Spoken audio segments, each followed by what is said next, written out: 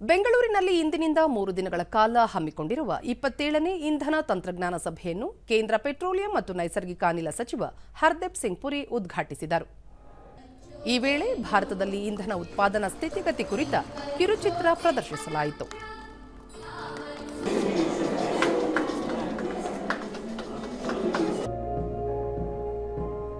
Developed by Indian Oil R&D, Extra Flow is an ultra-high molecular weight polymer.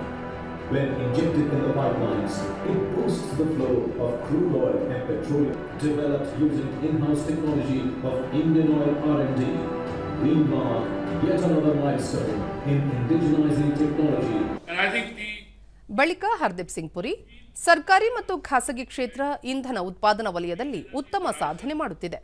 ಮುಂದಿನ 20 ವರ್ಷಗಳಲ್ಲಿ ದೇಶ ಇಡೀ ವಿಶ್ವಕ್ಕೆ 25% ಇಂಧನ ಪೂರೈಸುವ ಗುರಿ ಹೊಂದಿದೆ.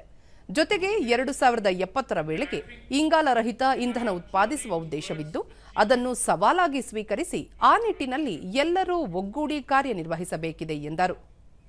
ವಿಕಸಿತ ಭಾರತ ಯೋಜನೆಯಡಿ ಸೌರ ವಿದ್ಯುತ್ ಮತ್ತು ಜೈವಿಕ ವಿದ್ಯುತ್ ಉತ್ಪಾದನೆಗೆ ಹೆಚ್ಚಿನ ಒತ್ತು ನೀಡಲಾಗುತ್ತದೆ. ಕಳೆದ 5 ವರ್ಷಗಳಲ್ಲಿ ಇಂಧನ ಕ್ಷೇತ್ರದಲ್ಲಿ ಸಾಕಷ್ಟು ಅಭಿವೃದ್ಧಿ ಸಾಧಿಸಲಾಗಿದೆ ಎಂದು ಹೇಳಿದರು. ದೇಶದ ಆರ್ಥಿಕತೆಯಲ್ಲೂ ಇಂಧನ ನಿರ್ಣಾಯಕ ಪಾತ್ರ ವಹಿಸಿದ್ದು, ಜಿಡಿಪಿಗೆ 6% ಕೊಡುಗೆ ನೀಡುತ್ತಿದೆ. ನಿತ್ಯ 67 ಬಿಲಿಯನ್ ಜನರು ಪೆಟ್ರೋಲ್ ಬಳಕೆ ಮಾಡುತ್ತಿದ್ದು, ಇದನ್ನು ಕಡಿತಗೊಳಿಸುವ ಅನಿವಾರ್ಯತೆ ಇದೆ.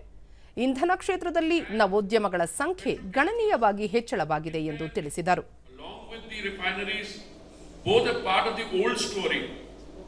But it also constitutes a success for the journey which we are embarking.